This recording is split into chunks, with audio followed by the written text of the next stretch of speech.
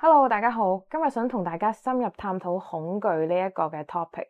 其實恐懼咧有分4層嘅，我哋會層層遞進咁樣深入去睇下究竟係咩回事，阻住我哋向我哋想要嘅成功進發。正常嚟講咧，一個人咧佢係唔會驚食嘢啃親啦，或者驚咧行路咧係會跌倒嘅，因為咧呢啲係我哋好慣常嘅動作啦，我哋係好習慣，亦都冇乜挑戰性嘅。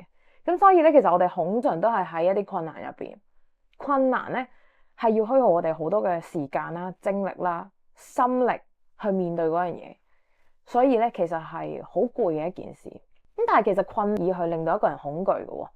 恐懼再下一層咧，就其實係恐懼你 overcome 唔到，你面對唔到，你越過唔到呢一個嘅困難嘅時候，佢帶俾你嘅嗰啲情緒。可能係失敗啦、挫敗感啦、無力感啦、焦慮啦、無能嘅感覺啦，呢啲感覺咧係令到我哋會變成一個好冇自信。我哋成日都話失敗就係成功之母啦。